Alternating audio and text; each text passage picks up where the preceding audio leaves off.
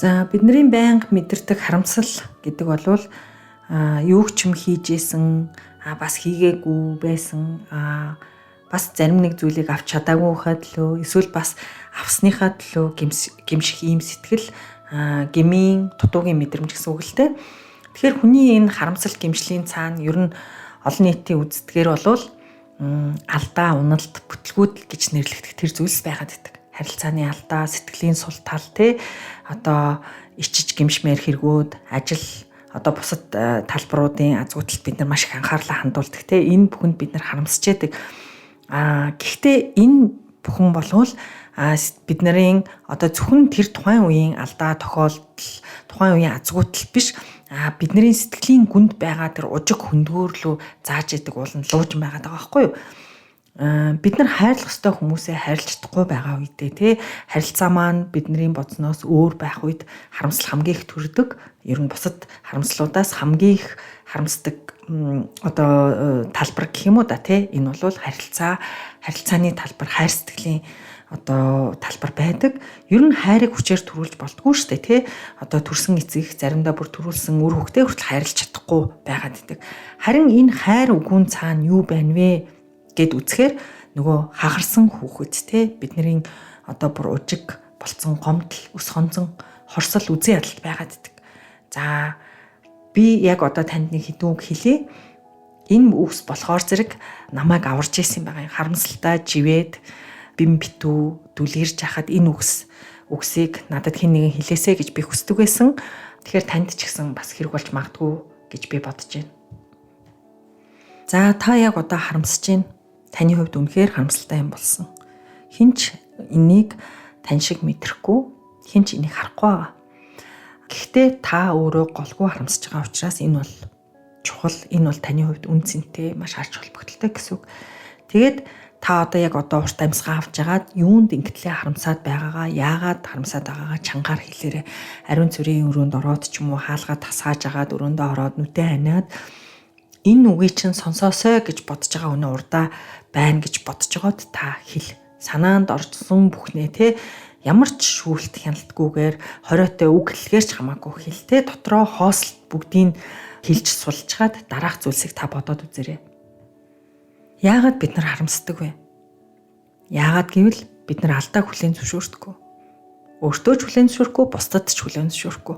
Бусдаас өөр байх юм бол, хүмүүсийн санаанд хүрэхгүй байвал, ялагдах юм бол, хүнд хаягдвал, хэрвээ бид нар бусдаас үгүй гэсэн хариу авах юм бол, сонгогдохгүй байх юм бол, шоолуулах юм бол, халагдвал, хөөгдвөл одоо янз бүрийн болцлуудыг биелүүлж чадаагүй бол одоо 25 хүрэхтэй нөхөргүй, 30 хүрэхтэй хүүхдгүй байвал бид нар энийг одоо алдаа гэж үздэг За 40 хүрэхтэй байргүй, 50 хүрэхтэй одоо хөрөнгө хурааж, нөөцөлж хуримтлал хийж чадаагүй бол бид нар алдаа гэж үздэг.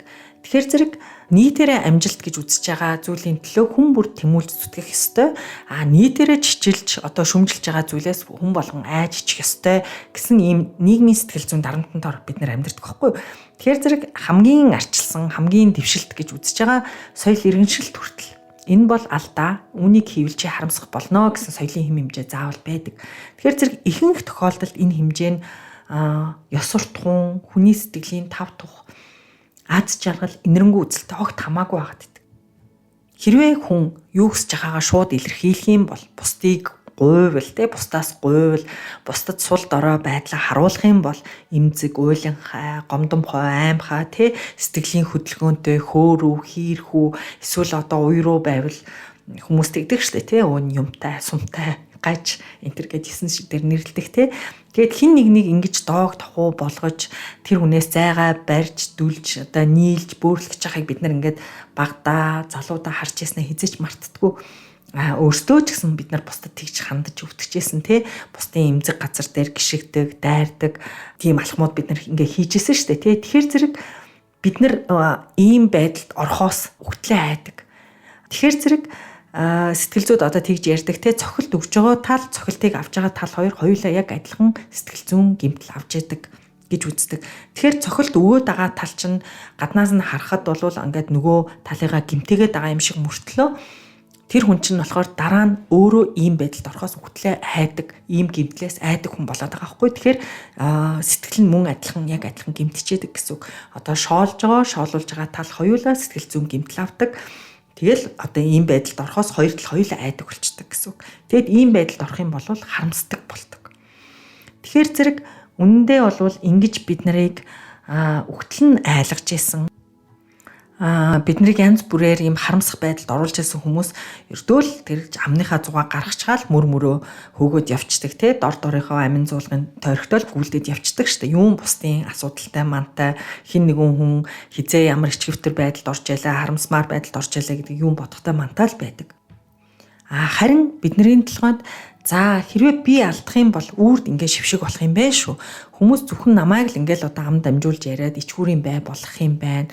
Би одоо тэр жигшүүрийн баганд насан туршдаа хадагдаад одоо ахиж хүний нүр харалтдаггүй болох юм байна гэх бодол ингээд үрд үлддэг. Ялангуяа бид нэр хэдий ч нэ бага насны байна. Энэ бодол төдий ч нэ бидний оюун санаанд ингэж маш гүнзгий хадагдаж үлддэг. Тэгэхээр энэ болвол учир зүг ялгаж салахгүй байгаа жаахан хүүхдийн ч юм уу бүрэн төлөвшөөгүй байгаа өсвөр насны хүний бодол гэдгийг бид нар санаж үзэх ёстой.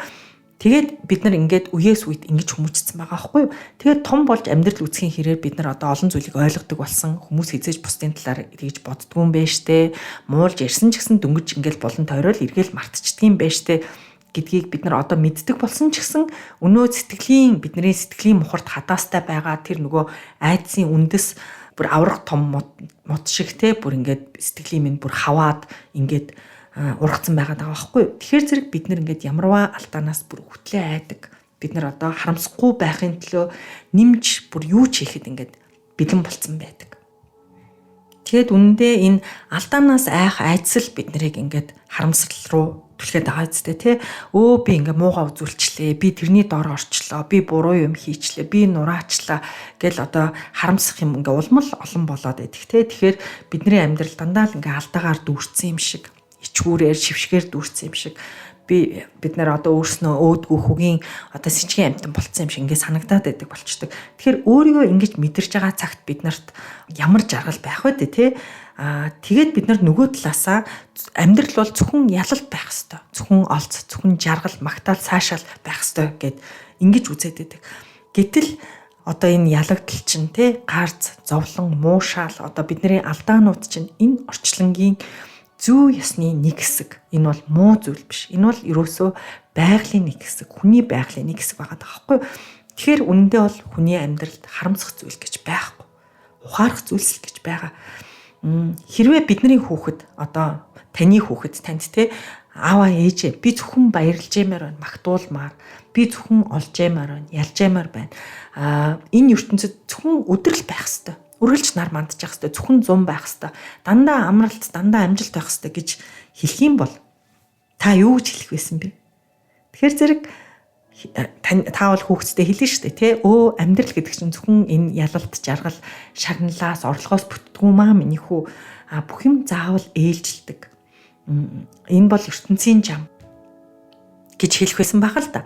Тэгсэн мөртлөө бид нар өөртөө тэгж хэлж чаддгүй шүү дээ. Яагад бол бидний сэтгэл дотор чинь нөгөө энэ алдаанаас өвтлээ айж байгаа тэр нэг хүүхэд байгаад байна шүү дээ. Тэгэхээр тийм учраас бид нар өнөөдөр ингээд за одоо харамсгаа болчихё. Одоо би өөдрөг байя. Алдаагаа хүлээгээд авчия гэх тэр дороо болчдөг зүйл биш байгаа даа байхгүй юу.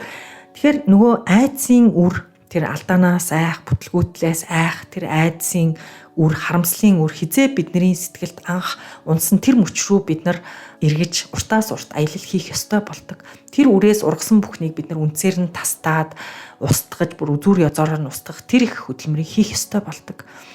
Тэр анхны алдаа, анхны айлгалт, шүүмжлэл, занал хийлэл, анхны ичгүүр, анхны бидний хагарал, гэмтэл, за дараагийн тавтан одоо тэр мэдрэмжүүд одоо бидний сэтгэл бүр ингээд тавтагцаар байгаа тагтарчсан тэр айдс бас бусдыг одоо ингээд яг алдаан дээрээ баригдаад эвгүй байдалд орж байгааг хараад тэрнээсээ болоод хаагдсан тэр сэтгэлээ эргэж нээх, тэр дурсамжуудыг өөрчлөх, сэтгэл зүгээ бүрэн шинчлэх энэ бол асар аврах хөдөлмөр. Энэ бүхний эцэст яг энэ мөчөд ингээд харахад маш хоол юм шиг харагдчихэж болно. Гэхдээ энэ замаар явахгүйгээр бид нэр сэтгэлээ эрүүл болгох, аз жаргалд хүрэх өөр зам байхгүй байгаа байхгүй юу? За тэгээд хэрвээ та энэ бүхэнд бэлэн байвал харамслаасаа чөлөөлөгдөө. Бас одоо өөрийнхөө үр хоочтой харамсалгүй оршиж болдгиймаа, хүн харамсалгүй амьдрч болдгиймаа гэдгийн үлгэр дуурайлыг өвлүүлье гэх юм бол одоо тэр алдаа, андуурал таагүй бүхнийг одоо хүлээн авах. Тэр зөвшөөрлийг, тэр алдах эрхийг энэ бүх азгуутал, аягууталтайгаа хамтдаа жаргалтай байж болох тэр зөвшөөрлийг хамгийн түрүүнд бид нар өөртөө өгөх хэрэгтэй байгаа юм. Тэгжээж л бид нар одоо энэ сэтгэлээ энэ харамслалын энэ зэвэнд идүүлэхгүйгээр авч явж чадна гэсэн үг. Тэрнээс зүгээр нэг ном уншаад эсвэл хин нэгнээр одоо яриулаад ойлгоод засагдчихдаг. Эсвэл гаднаас ингээд нэг өөр нэг хүн ирээд таны сэтгэлийг засчдаг ийм зүйл ерөөсөө биш байгаа даа байхгүй юу? Таны өөрийн эрх зүйлэл бас жам ёсны тийм нэг эргэлзээ, хариуцлага тэр сэтгэлийн тэнхээ энэ бүхнээр л одоо хийгдэх ёстой ийм зүйл. Энэ бүхнийг бид нэр хийж ээж давж ээж бид нар одоо оюуны хувьд насанд хүрнэ л гэсэн үг. Тэгхгүйгээр бид нар оюуны хувьд одоо нялх балчир байгаад нөгөө сэтгэлийн гүнд байгаа нөгөө хүүхдийнхээ тэр сэтгэл хөдлөлөөр жолоологдоод ингээд яваад ах юм бол мэдрэмжэндээ хөтлүүлээл ингээл өөрийн мэдлгүй тавхидаг, эерэг сэтгэл хөдлөлөөрөө хөөрдөг, сөрөг сэтгэл хөдлөлт болохоор зэрэг живж бачуураад идэг. Одоо аль альнаар нь шаналдаг хിവэрэл байгаад байна гэсэн үг. Тэгэхээр та сэтгэлийнхээ жолоо гартаа авах ёстой. Та оюун ухаант хүн, та энийг чадна. Жолоогоо гартаа авсан цагта та хүссэн үедээ хүссэн жаргалаа идэх одоо тэр эрхийг л одоо гартаа авч яана л гэсэн үг байхгүй юу? Энэ бол таны идэх ёстой эрх, зүй ёсны эрх. За тэгээд та сэтгэл идэрлийн лекцүүдээ сонсоод үзээрэй. Би бол одоо 1 3 5 7 за 7 8 9 те 13 14 дугаар лекцүүд зүгээр юм болов гэж бодож байна. За та өөрөө тэгээд бусад лекцүүдийн тайлбарыг үзээд аль тултайгаа сонсоорой гэж хэлмээр байна. За би таны сэтгэлийг тэврье.